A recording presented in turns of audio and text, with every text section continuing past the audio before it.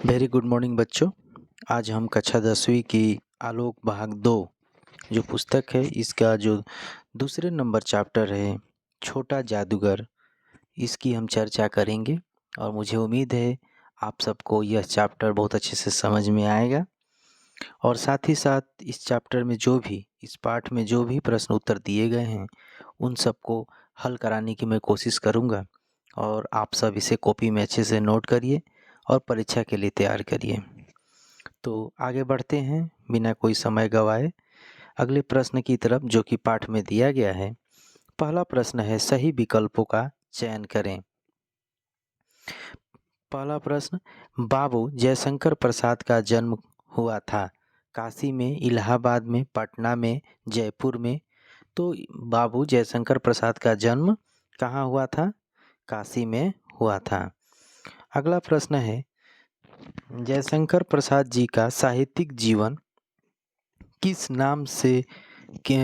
नाम से आरंभ हुआ? विद्याधर के नाम से, कलाधर के नाम से, ज्ञानधर के नाम से, करुणाधर के नाम से। तो जयशंकर प्रसाद जी का जो साहित्यिक जीवन है वह करुणाधर नाम से आरंभ हुआ था। पहले वो करुणाधर नाम से लिखते थे, बाद में वो अपना नाम परिवर्तन करा के जयशंकर प्रसाद जी बने। अगला प्रश्न, प्रसाद जी का देहावसान कब हुआ? 1935, 1936, 1937 और 1938।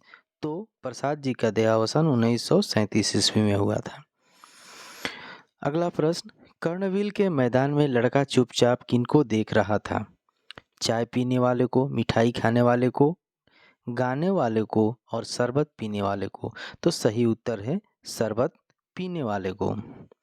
अगला प्रश्न, लड़के को जादूगर का कौन सा खेल अच्छा मालूम हुआ? खिलौनों पर निशाना लगाना, तीर से नंबर छेदना, चूड़ी फेंकना, ताश का खेल दिखाना। तो लड़के को सबसे अच्छा जो खेल लगा था वह लगा था खिलौनों पर निशाना लगाना। अगला प्रश्न, पूर्ण वाक्य में उत्तर दो। जयशंकर प्रसाद द्वारा रचित प्रथम कहानी का नाम क्या है? तो जयशंकर प्रसाद जी द्वारा रचित प्रथम कहानी का नाम है ग्राम। यह आप याद करके रखिएगा, यह परीक्षा की दृष्टि से काफ़ी इम्पोर्टेंट है। अगला प्रश्न, प्रसाद जी द्वारा विरचित महाकाव्य का नाम बताइए। महाप्रसाद जी द्वारा एक महाकाव्य लिखा गया था जिसका नाम था कामायनी या कामायनी। इसे कामायनी भी बोलते हैं, कामायनी, कामायनी। अगला प्रश्न, लड़का जादूगर को क्या समझता था? लड़का जादूगर को बिल्कुल निकम्मा समझता था।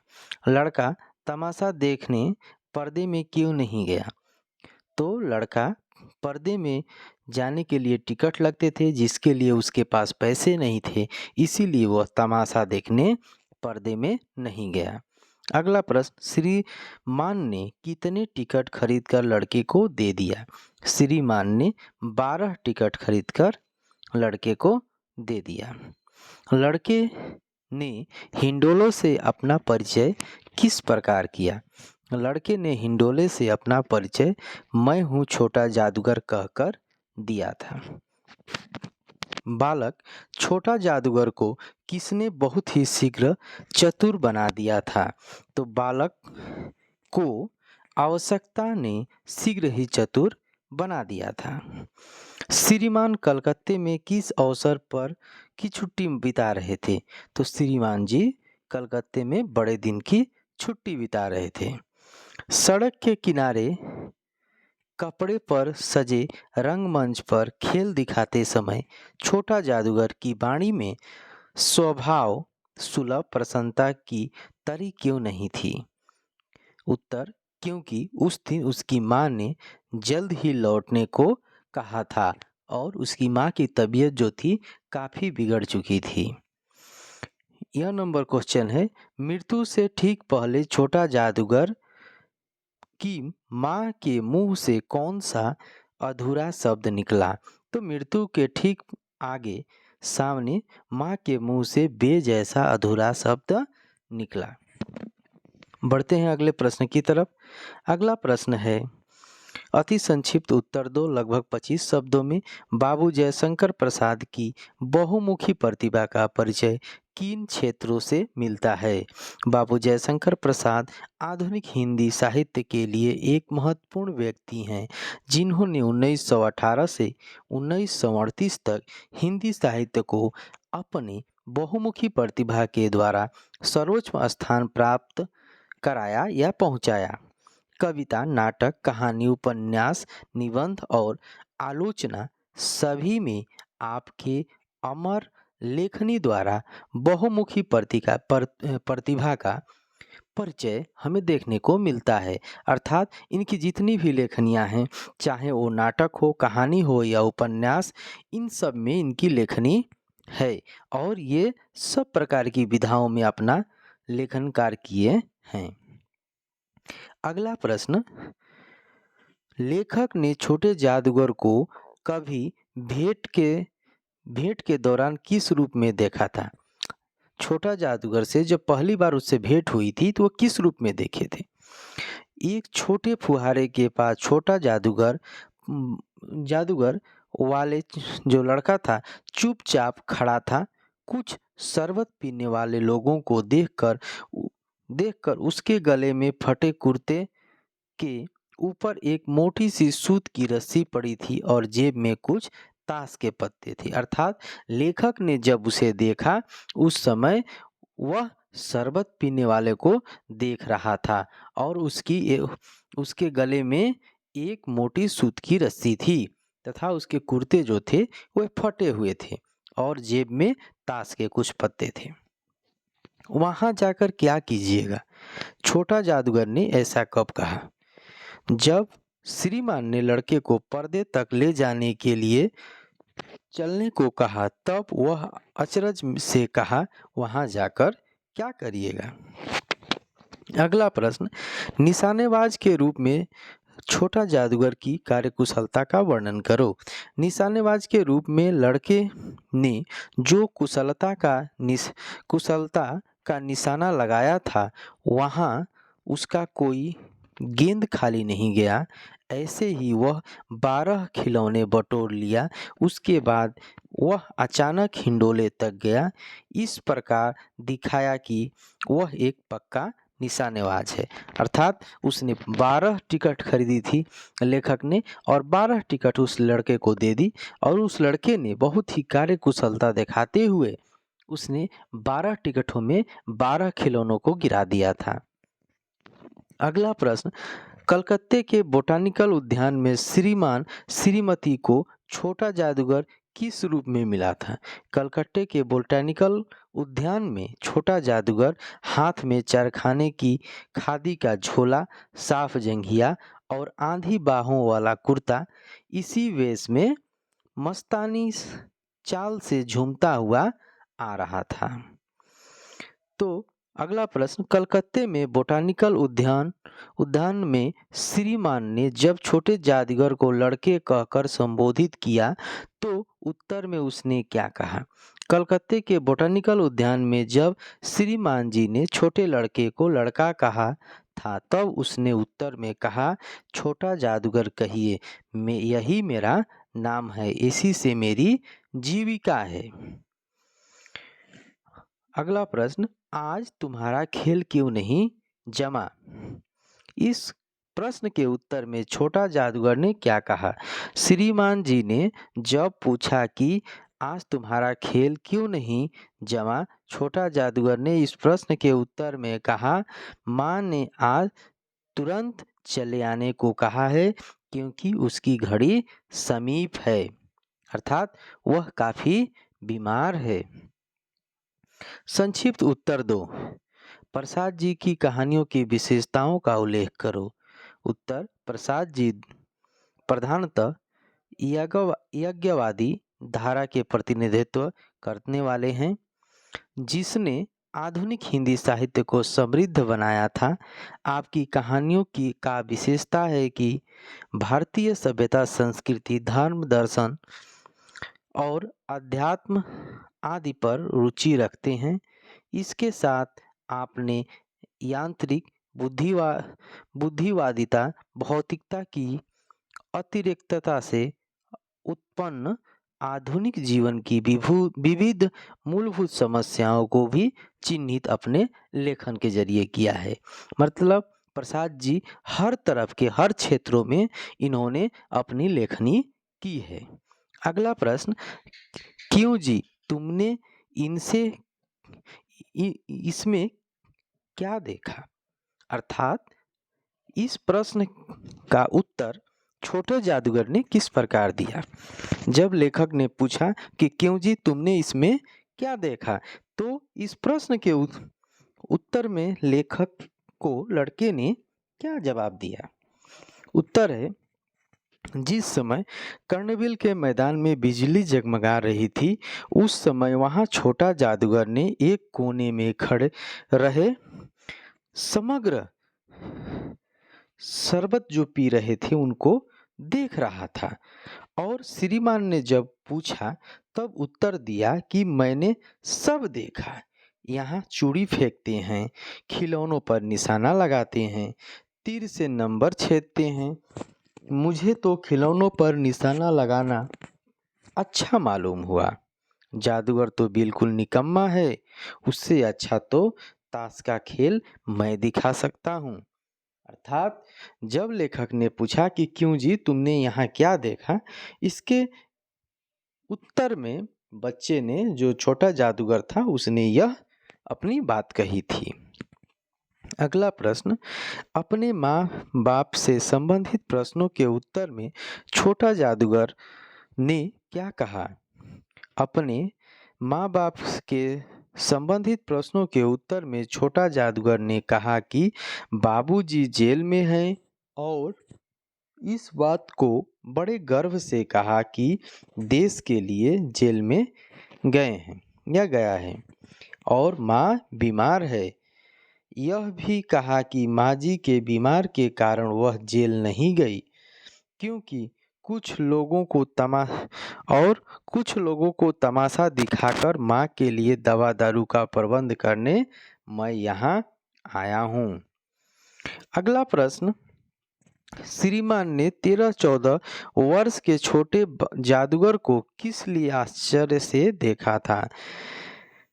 तो उत्तर है, बीमार माँ को छोड़कर तमाशा देखने आने का बात पूछते ही श्रीमान को लड़के ने कहा, तमाशा देखने नहीं दिखाने निकला हूँ। कुछ पैसे ले जाऊंगा तो माँ का पथ्य दूंगा। मुझे शरबत न पिलाकर आप मेरे खेल देखकर मुझे कुछ दे दिया हो तो मुझे अधिक प्रसन्नता होती। ऐसी बातें सुनकर लेखक को आश्चर्यचकित हुआ। अगला प्रश्न, श्रीमती के आग्रह पर छोटे जादूगर ने किस प्रकार अपना खेल दिखाया? वह कर्णबिल के मैदान में मिले सब खिलौनों को लेकर श्रीमती के अनुरोध रक्षा करने की कोशिश किया। जैसे भालू नाचने लगा, बिल्ली रूठने लगी, बंदर घुड़कने लगा, गधा को बर बनकर गुड़िया ने ब्याह कर ली। वह ऐसे ही खिलौनों से अभिनय बनाया कि देखते देखते सब आनंदित हो गया। हंसते हंसते सभी लोटपोट हो गए। अगला प्रश्न, हावड़ा की ओर आते समय छोटा जादूगर और उसकी माँ के साथ श्रीमान की भेंट किस प्रकार हुई? उस दिन श्रीमती छोटा जादूगर के खेल देखकर 1 रुपया दे दिया था। पैसे क्या करेगा पूछने पर जवाब दिया था कि कुछ तो पकौड़े खाऊंगा और माँ के लिए एक कंबल लूँगा। लड़का चला गया। श्रीमान जी की गाड़ी हावड़ा की ओर धीरे धीरे आ रही थी कि रास्ते के किनारे वही जादूगर लड़का को फिर पाया। पूछा तो कहा कि यहाँ मेरी माँ रहती है। अस्पताल वालों ने उसे निकाल दिया है। श्रीमान ने झोपड़ी तक देखा तो एक स्त्री चिथड़े में लदी हुई कांप रही थी। लड़का माँ के ऊपर कंबल डालकर चिपकते हुए माँ कहा, अर्थात उस बूढ़ी माँ की रक्षा के लिए लड़के ने अपना सर्वस्व लुटाया था और बहुत कम उम्र होते हुए भी वह एक अनुभवी जादूगर बन चुका था। अगला प्रश्न, सड़क के किनारे कपड़े पर सजे रंगमंच पर छोटा जादूगर किस मत स्थिति में और किस प्रकार खेल दिखा रहा था? सड़क के किनारे सजे रंगमंच पर छोटा जादूगर उस दिन बड़ी दुखी मानसिक अवस्था से खेल दिखाने की कोशिश किया था। उस दिन मन में प्रसन्नता न थी। जब दूसरों को हंसाने की चेष्टा कर रहा था, उस समय वह कांप रहा था। खेल खत्म होने पर जितनी जल्दी हो सके उतनी ही जल्द वह घर लौटने को तैयार था, क्योंकि माँ ने उस दिन घर जल्दी लौट आने को कहा था। उसकी घड़ी समीप थी, अर्थात माँ की तबीयत काफ़ी बिगड़ चुकी थी। इस कथन में लड़के के कानों में बज रही थी, यह कथन लड़के के कानों में बज रही थी, इसलिए वह बहुत ही कठिन मानसिक अवस्था में खेल दिखा रहा था। छोटा जादूगर और उसकी माँ के साथ श्रीमान की आखिरी भेंट का वर्णन अपने शब्दों में करो। श्रीमान ने चलते चलते बोटानिकल उद्यान को देखने की इच्छा हुई। साथ ही साथ इच्छा थी कि कहीं जादूगर को दिखाई पड़े तो अच्छा है, किंतु सोच ठीक हिसाब से जादूगर को दिखाई पड़ा। रास्ते के किनारे वह एक कपड़े पर रंगमंच बनाया था। एक समय में खेल शुरू हुआ, अंत भी हुआ और वह भीड़ में श्रीमान को देख लिया। श्रीमान ने पूछा, आज तुम्हारा खेल जमा क्यों नहीं?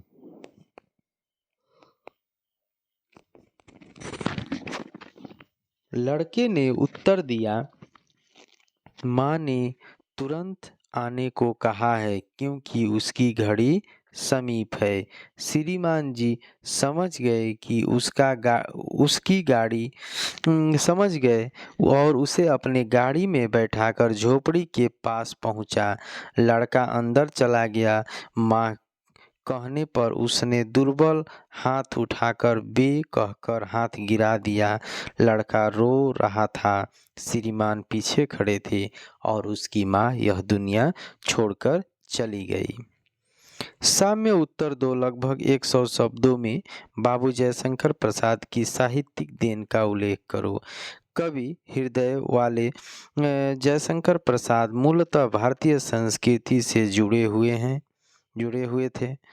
आप छायावादी काव्यधारा के प्रतिनिधित्व करने वाले कवि के रूप में प्रतिष्ठित हुए। आपकी काव्य रचनाएं भारतीय साहित्य के अमूल्य देन माना जाता है, जैसे उर्वशी, वन मिलन, राम राज्य, अयोध्या का उद्धार, शोकोच्छ्वास, बभ्रू वाहन, कानन कुसुम, प्रेम पथिक, करुणालय और महाराणा का महत्व, झरना, आंसू, लहर, कामायनी, महाकाव्य आदि हैं। प्रसाद जी द्वारा रचित निम्नलिखित हैं: सज्जन कल्याणी, परिणय और प्रायश्चित, राजश्री, अजातशत्रु और जन्मजेत का नागयन, कामना, स्कंदगुप्त आदि। चंद्रगुप्त और ध्रुव स्वामिनी जैसे उपन्यास भी प्रसाद जी ने रचना की। कंकाल, तितली, इरावत जैसे आपके निबंध हैं। प्रसाद जी ने लगभग 70 कहानियाँ लिखी। छाया, प्रतिध्वनि, आकाशदीप, आंधी, इंद्रजाल आपके कहानी संकलित हैं। प्राय कहानियों में चारित्रिक उदारता और प्रेम, करुणा, त्याग, बलिदान अतीत के प्रति मोह का भावनात्मक संवेश हुआ है। आपके समकालीन सामाजिक व्यवस्था, अन्याय, शोषणता जैसे प्रतिवादी भावों का भी अभिव्यक्ति आपके लेखनी के माध्यम से मिलता है। अगला प्रश्न, छोटा जादूगर के मधुर व्यवहार का एक स्वाभिमान पर प्रकाश डालो। उत्तर है, प्रकाश जी के छोटे जादूगर पाठ में एक 13-14 वर्ष वाला बालक लड़के को किस रूप में प्रतिष्ठित किया है। इसमें प्रसाद जी की कार्यकुशलता परिपुष्ट हुआ है। पाठ के आधार पर लड़के के माध्यम से उसके मधुर व्यवहार, स्वाभिमान सुंदर रूप दिखाया गया है। कर्णविल के मैदान में जब बिजली जगमगा रही थी, उस समय एक साधारण बालक अपने गंभीर भावों से धैर्य के साथ एक कोने में चुपचाप खड़ा रहा। श्रीमान जी ने पूछने पर वह जितनी मधुर व्यवहार से उत्तर दिया, ऐसी व्यवहार उस उम्र वाले ने में आशा नहीं किया जा सकता। जैसे पर्दे में जाने के बारे में पूछने पर अत्यंत साधारण से जवाब दिया, टिकट लगता है। अपने माँ बाप के परिचय बड़े स्वाभिमान से उत्तर दिया, और बाप जेल में है, लेकिन देश के लिए जेल में गया, चोरी के लिए नहीं। इसलिए वह बड़ा गर्व करते हैं इस बात पर। बाप जेल में है, इस पर वह दुख अथवा लज्जा पाने का कोई कारण नहीं। इस प्रकार अपने माता के लिए जो कर्तव्य पालन किया, उसके लिए मातृभक्ति परिष्कार हुआ। वह परिश्रम करके अपने माता को बड़े गर्व से सेवा करता है।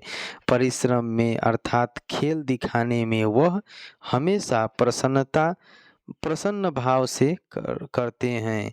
इसमें आपके मधुर व्यवहारों के साथ स्वाभिमान भी प्रकट होती है। अगला प्रश्न, छोटा जादूगर की चतुराई और कार्यकुशलता का वर्णन करो। छोटे जादूगर की मधुर व्यवहार के साथ चतुराई और कार्यकुशलता भी पाठ में प्रसाद जी ने बड़ी अच्छे से उपस्थापन किया। श्रीमान जी ने लड़के को जब 12 टिकट खरीद कर दिया, इससे 12 गेंदों से 12 खिलौनों पर निशाना लगाकर गिरा दिया और बटोर लिया। वास्तव में वह एक पक्का निशानबाज है। अपनी चतुराई तथा मधुर व्यवहार से श्रीमान जी को आकर्षित किया। वह बड़ी कुशलता से झूले में हिंडोले कर लोगों को भी आश्चर्यचकित किया। वह खिलौनों को लेकर कलकत्ते के बोटानिकल उद्यान में जिस कुशलता से खेल दिखाया और सभी को अपनी कुशलता से सजीव बनाया, मानो ऐसा है कि लड़के का हाथ से सभी खिलौनों में प्राण आ गए हों। इसके बाद छोटे जादूगर के कार्यकुशलता का प्रमाण मिलता है कि वह खेल दिखाकर पैसों से माँ की सेवा करने के लिए तत्पर है। इस प्रकार हमें छोटे जादूगर के कार्यकुशलता का परिचय मिलता है। अर्थात छोटा जादूगर एक बहुत ही कर्मनिष्ठ और आदर्शवान बालक था। अगला प्रश्न, छोटा जादूगर के देश प्रेम और मातृभक्ति का परिचय दो। छोटा जादूगर प्रसाद जी की एक ऐसी मनोरम कहानी है जिसमें आर्थिक विपन्नता और प्रतिकूल परिस्थितियों से संघर्ष करते हुए 13-14 साल के लड़के के चरित्र को आदर्शात्मक रूप से उभारा गया है। परिस्थिति की मांग से एक बालक किस प्रकार अपने पांव पर खड़ा हो जाता है, उसका यहाँ हृदयग्राही चित्रण हुआ है। छोटे जादूगर के रूप में प्रस्तुत बालक के मधुर व्यवहार, चतुराई, क्रिया कौशल, स्वाभिमान, देश प्रेम और मातृभक्ति से पाठक का मन सहज ही द्रवीभूत हो उठता है। अगला प्रश्न, छोटे जादूगर की कहानी से तुम्हें कौन सी प्रेरणा मिलती है? तो छोटे जादूगर कहानी से हमें यह प्रेरणा मिलती है कि जीवन में आर्थिक विपन्नता और प्रतिकूल परिस्थितियों में भी कभी हार नहीं मानना चाहिए, वरना वरन उससे सामना करके अपने को प्रतिष्ठित करना चाहिए। परिश्रम से चरित्र बनता है, लड़का ही उसका उदाहरण है। हमें भी छोटे जादूगर के तरह मधुर व्यवहार, कुशलता से दूसरों को आकर्षित करने की कोशिश करनी चाहिए। सच्चा कार्यों में हमें गर्व करना सीखना चाहिए। जिस प्रकार छोटा जादूगर ने किया, उसके बाप देश के लिए जेल में हैं, इसमें वह गर्व करते हैं। हमें भी अब उसी से स्वाभिमानी होना चाहिए, उसी के जैसा स्वाभिमानी होना चाहिए।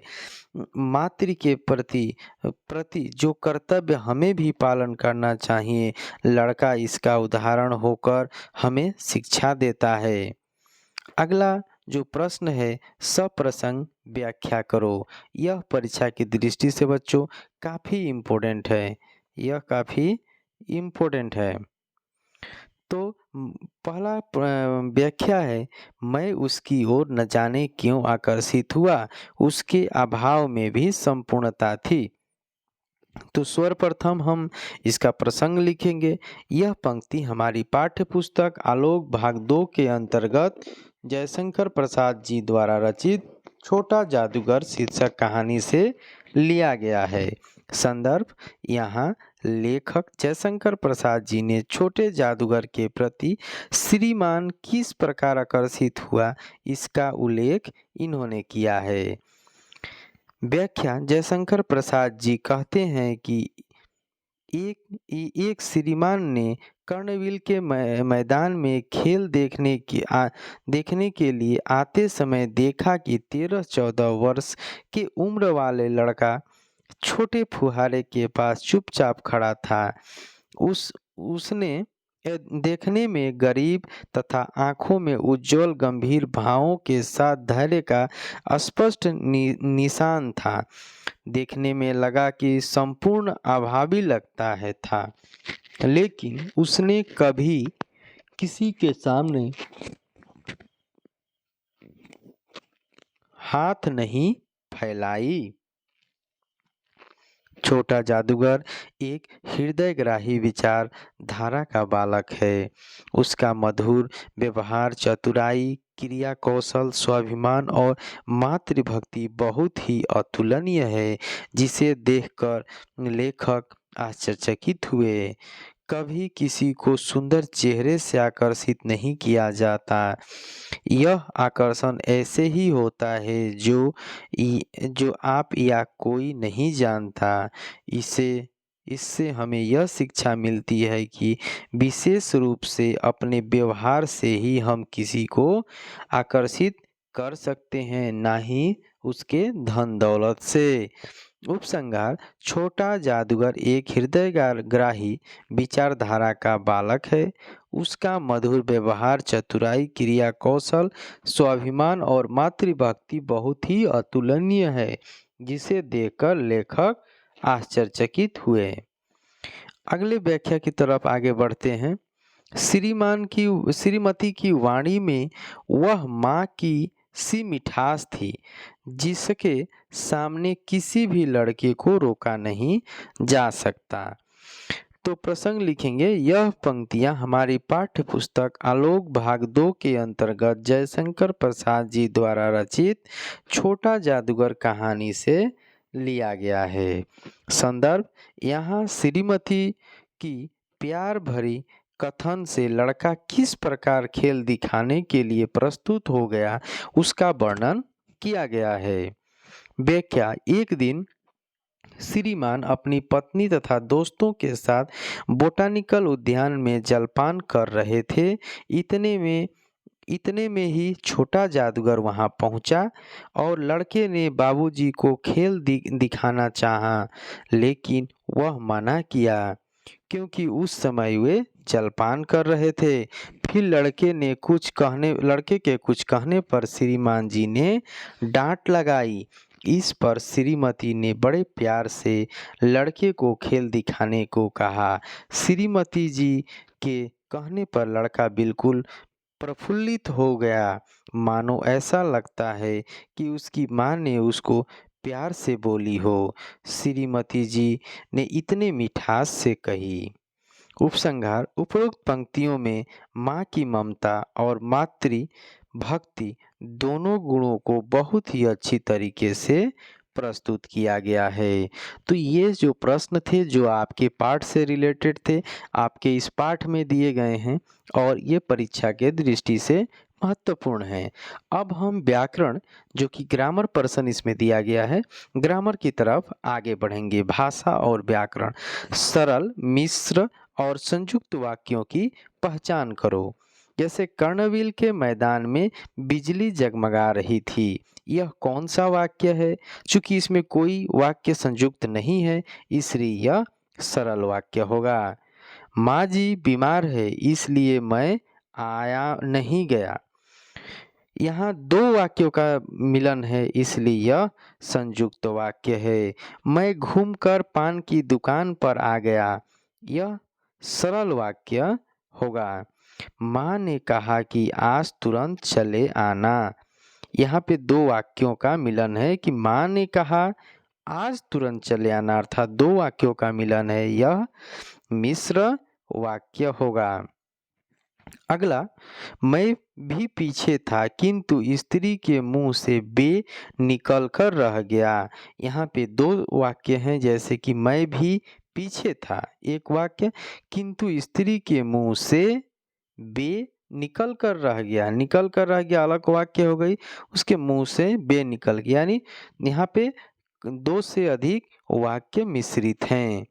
अब हम आएंगे अपने मुहावरों की तरफ, जो कि इम्पोर्टेंट मुहावरे यहाँ दिए गए हैं, तो इसके बारे में देखेंगे। जैसे 9 2 11 होना अर्थात भाग जाना, इन मुहावरों का हम पहले अर्थ लिखेंगे और अर्थ लिखकर इसे वाक्यों में प्रयोग करेंगे। तो पुलिस आते ही चोर के दल 9 2 11 हो गए। अगला, आंखें बदल जाना अर्थात धीरे धीरे दूर होना। मनोज आजकल अपने दोस्तों से आंखें बदल जाने लगा है। अगला, घड़ी समीप होना अर्थात मरने का समीप आना, समय समीप आना, बुढ़ापा होने के कारण उसकी घड़ी समीप आ गई है या घड़ी समीप है। दंग रह जाना, अचरज होना, छोटा जादूगर के खेल देखकर लोग दंग रह गए। अगला प्रश्न, श्री गणेश होना यानी प्रस्तुति होना। मुख्यमंत्री जी ने आज दोपहर नए पुल का श्री गणेश किया, मतलब आरंभ किया। अपने पांव पर खड़ा होना, अपने आप पर प्रतिष्ठित होना। रमेश ने बचपन से ही परिश्रम करके आज अपने पांव पर संपूर्ण रूप से खड़ा हो गया। और एक प्रश्न है, अपने पांव पर कुल्हाड़ी मारना अर्थात जानबूझकर गलती करना। जो अपने को विश्वास नहीं करते उसके कामों का फल भी अपने पांव पर कुल्हाड़ी मारने जैसा होता है। अगला प्रश्न, निम्नलिखित शब्दों के लिंग परिवर्तन करो। तो इनका हमें लिंग परिवर्तन करना है, जैसे रस्सी रस्सा, जादूगर जादूगरनी, श्रीमान श्रीमती, वर वधू, स्त्री पुरुष, नायक नायिका, माली मालिन। अगला प्रश्न, निम्नलिखित शब्दों का लिंग निर्धारण करो। देखिए यहाँ पे दोनों अलग अलग चीज हैं। यहाँ पे लिंग परिवर्तन करो अर्थात इसे हमें चेंज करना है, इसे चेंज करना है। और निर्धारण करो मतलब आप इसमें से बताइए कि कौन सा स्त्रीलिंग है और कौन सा पुल्लिंग है। जैसे रुकावट स्त्रीलिंग है, हंसी स्त्रीलिंग है, शरबत स्त्रीलिंग है, बाड़ी स्त्रीलिंग है, भीड़ स्त्रीलिंग है, तिरस्कार स्त्रीलिंग है, निशाना स्त्रीलिंग है और झील स्त्रीलिंग है। अगला प्रश्न, निम्नलिखित शब्दों के वचन परिवर्तन करो। अर्थात हमारे जो वचन होते हैं एक वचन और बहुवचन, अगर एक वचन में है तो उसे बहुवचन करिए और अगर बहुवचन में है तो उसे एक वचन में करिए। तो हमारा यहाँ पे होगा एक वचन, जैसे खिलौना खिलौने, आँख आँखें, दुकान दुकानें, छात्र छात्राएं, बिल्ली बिल्लियाँ, साधु साधुएं, कहानी कहानियाँ। इस तरह से मैंने पूरे अध्याय का जो भी प्रश्न यहाँ पे दिए गए थे, चाहे वो पाठ से रिलेटेड हो या फिर व्याकरण से रिलेटेड हो, मैंने सबको यहाँ अच्छे से कवर अप किया है। मुझे उम्मीद है आप सभी से अच्छे से लिखेंगे और लिखकर परीक्षा के लिए तैयार करेंगे। और अगर इस पाठ से रिलेटेड और भी कोई परेशानी या समस्या हो तो आप मुझे कमेंट बॉक्स में बता सकते हैं। Thank you.